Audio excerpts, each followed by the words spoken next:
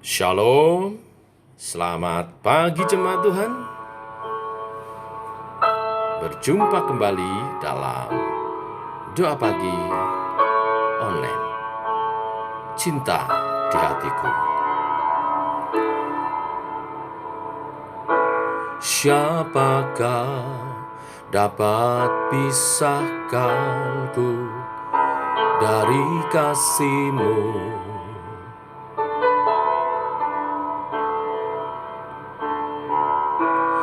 Tetesan darah-Mu buktikan besar cinta-Mu. Sedalamnya lembah di hidupku, Engkau datang mengangkat hidupku.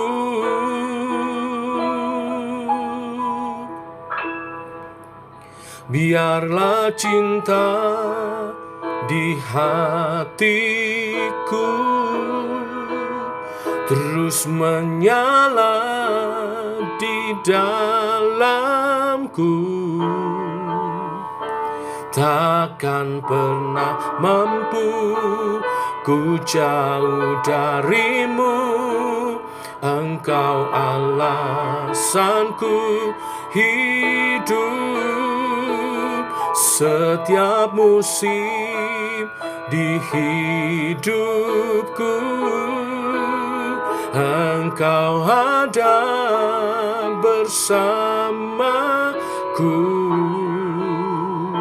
memberi kekuatan, memberi pengharapan. Engkau segalanya bagiku.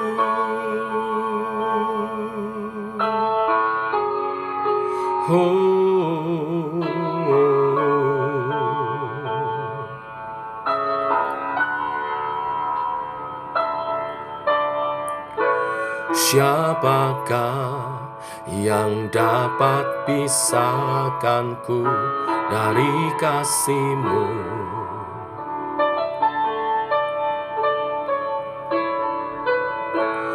Tetesan darah-Mu buktikan besar cinta-Mu.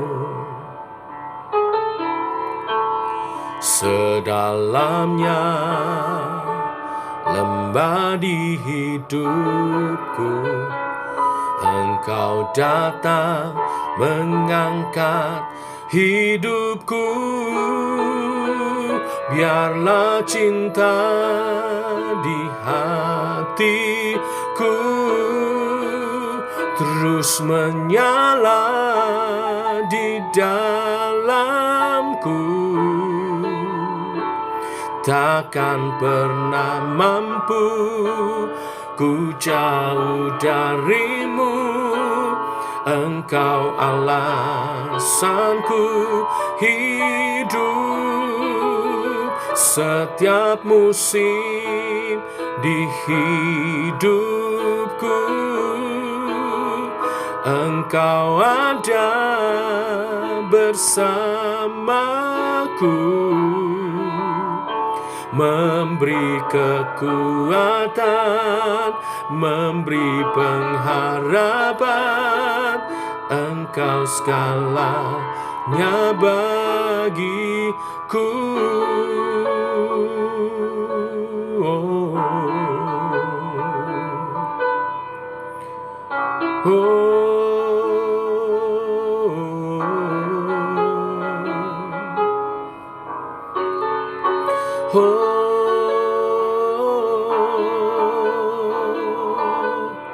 I love you, Lord. I love you, Lord. Fill my heart with a passion for you. I'm surrender it all.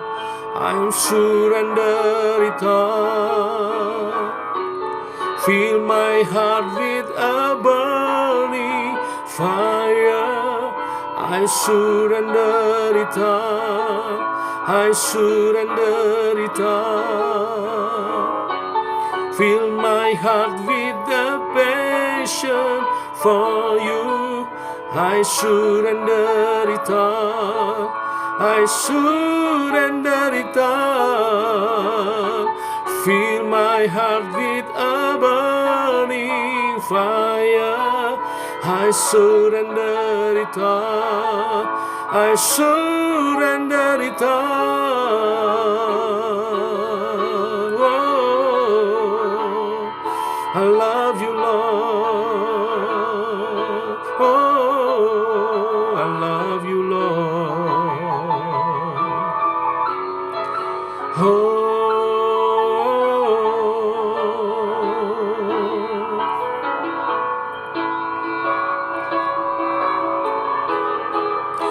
Biarlah cinta di hatiku terus menyala di dalam-Mu, takkan pernah mampu ku jauh dari-Mu. Engkau alasanku hidup setiap musim di hidupku. Engkau ada bersamaku, memberi kekuatan, memberi pengharapan. Engkau segalanya bagiku.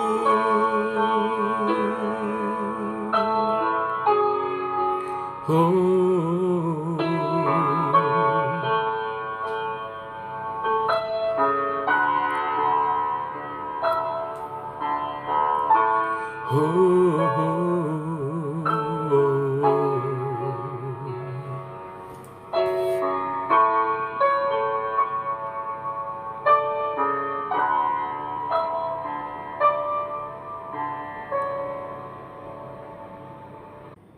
biarlah cinta-Mu terus membara.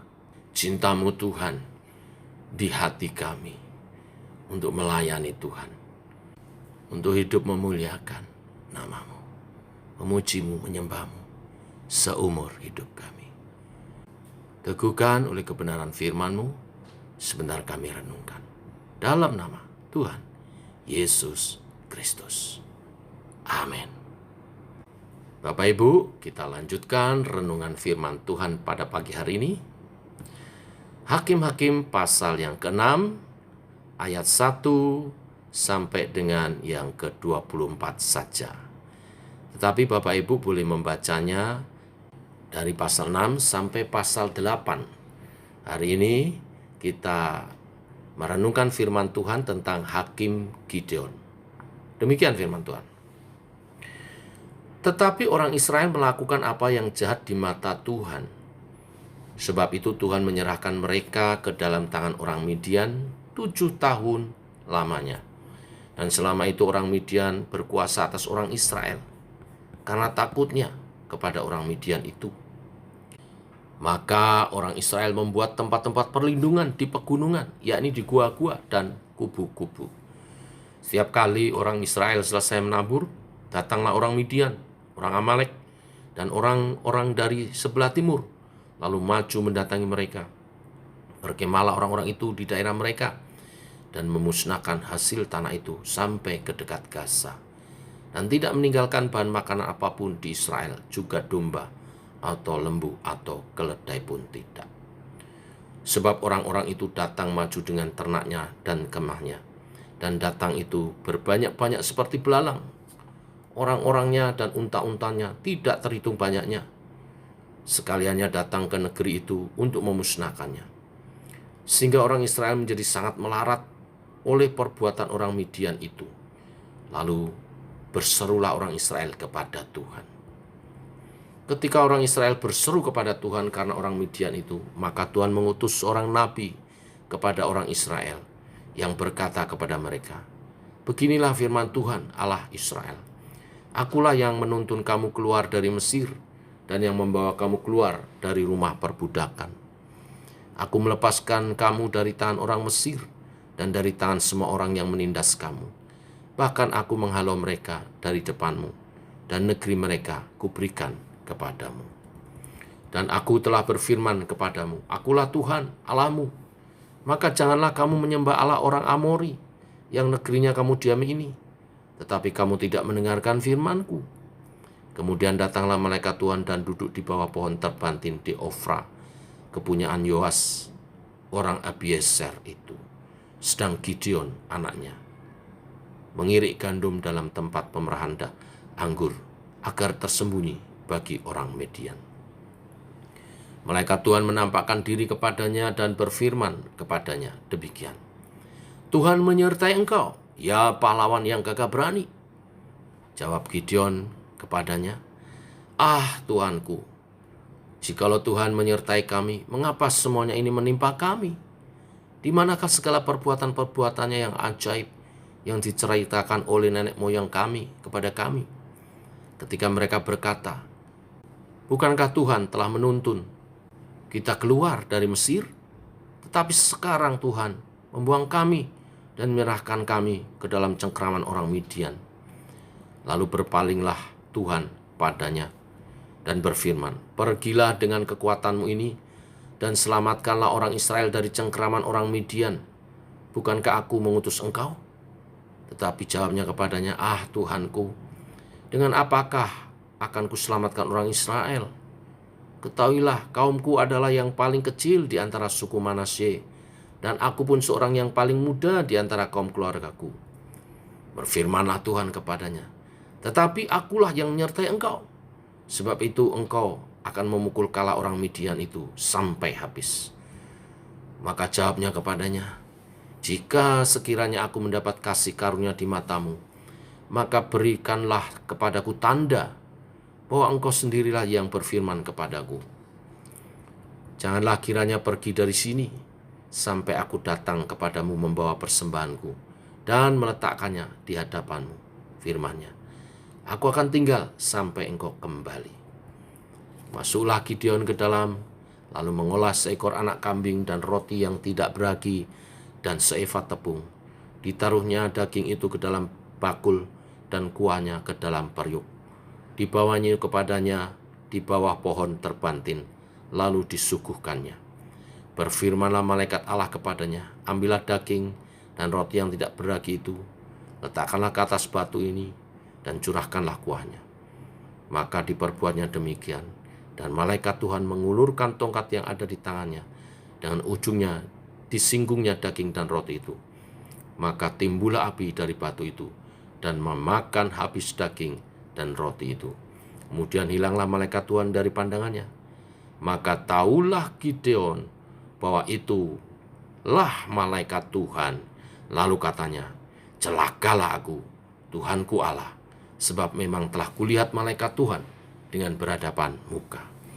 Tetapi berfirmanlah Tuhan padanya, selamatlah engkau, jangan takut, engkau tidak akan mati. Lalu Gideon mendirikan mezbah di sana bagi Tuhan, dan menamainya Tuhan itu keselamatan. Mezbah itu masih ada sampai sekarang di Ofra, kota orang Abiezer. Amin.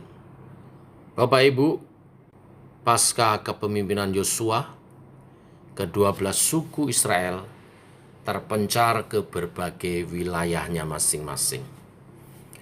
Mereka terjerumus dalam berbagai perbuatan jahat, terutama penyembahan berhala.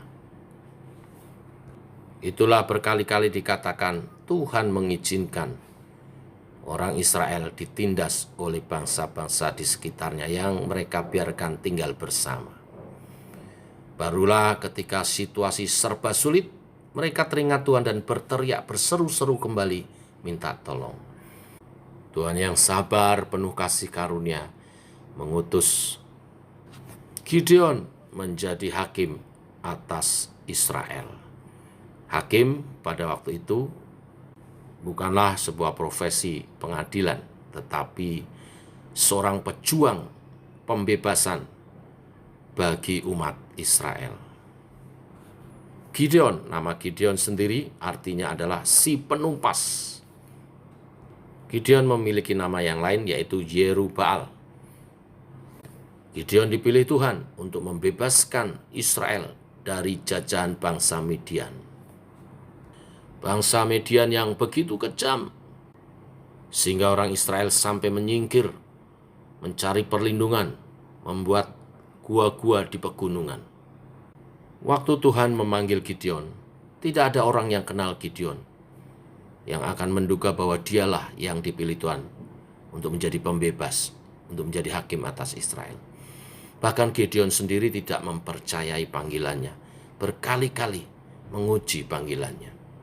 Narasi tersebut mengisahkan bagaimana Allah menampung dan mengakomodasi setiap keraguan untuk diyakinkan, sampai seorang hamba Tuhan yakin dengan panggilannya, kesungguhan dan ketulusannya. Nanti Bapak Ibu jemaat baca lengkap dari pasal 6 sampai pasal 8. Berkali-kali Gideon meminta tanda mujizat untuk membuktikan bahwa Tuhan benar-benar memanggilnya sebagai hakim atas Israel, sebagai pembebas bagi Israel. Kisah guntingan bulu domba dan bukti-bukti yang lain. Setelah 3 keajaiban dan 6 pernyataan langsung, akhirnya Gideon diyakinkan. Bapak Ibu, Gideon menerima tugas dengan takut-takut, dengan terus menguji. Namun kita tahu Gideon mengakhiri panggilannya dalam kekuatan Tuhan yang luar biasa. Dengan gagah berani, ia mengalahkan bangsa Midian dan menundukkan pemberontakan orang sebangsanya. Bapak Ibu, kisah Gideon ini menggambarkan kehidupan kita, bukan? Seringkali kita menerima panggilan Tuhan untuk hidup dengan cara yang mendatangkan kehormatan baginya. Tetapi kemudian kita sendiri ragu, bukan, kadang-kadang, dan mempertanyakan tentang banyak keputusan besar dalam hidup kita. Kita berdoa untuk pertolongan Tuhan, tetapi kemudian meragukan janji penyertaannya. Kita berdoa untuk mohon bimbingan Allah, tetapi kemudian keyakinan kita goyah bahwa Dia akan membimbing kita. Tetapi melalui firman Tuhan pagi hari ini, seperti Gideon, Tuhan tidak jemu-jemu membimbing kita, langkah demi langkah, untuk membawa kita pada titik keberanian, keyakinan tentang panggilan, kesungguhan, dan ketulusan untuk mengasihinya. Gideon mengajarkan kepada kita bagaimana cara menjawab keraguan kita tentang janji-janji pertolongannya. Gideon dengan jujur menghadapi keraguan-raguannya. Dia tidak lari dari hadirat Tuhan. Dia menaklukkan ketakutannya. Dan dalam pergumulannya dalam hadirat Tuhan, ia berhasil karena diyakinkan Allah. Setiap orang yang diyakinkan oleh Allah akan menjadi pribadi-pribadi yang radikal dan siap dipakainya. Bapak Ibu, menguji panggilan Allah secara berulang-ulang kali, seperti Gideon, memang jarang sekali diizinkan Allah. Namun, di depan kita terbuka banyak jalan. Dalam pergumulan kita untuk mencari keyakinan panggilan, kita bisa membaca firman Tuhan, merenungkannya. Kita bisa berdoa, bahkan mengambil puasa, mohon pimpinan Allah Roh Kudus, atau berbicara dengan hamba Tuhan. Minta didoakan, diurapi. Biarlah setiap kita seperti Gideon yang awalnya seorang peragu, tetapi terus berusaha di hadirat Tuhan, mengatasi keraguannya, hingga Tuhan meneguhkannya menjadi seorang pemimpin yang efektif. Tuhan memberkati. Mari kita berdoa. Bapa dalam surga, dalam nama Tuhan Yesus kami bersyukur untuk hari yang baru, hari yang penuh rahmat-Mu. Firman-Mu hari ini mengajar kepada kami untuk tidak takut berdialog, untuk tidak takut mencari jawaban atas keraguan kami. Kami yakin percaya dengan cara-Mu yang ajaib, Engkau dapat meneguhkan, meyakinkan panggilan setiap kami untuk kami melayani-Mu Tuhan. Dan ketika kami menemukan panggilan itu, kami juga dengan yakin Tuhan akan memperlengkapi kami, akan memampukan kami.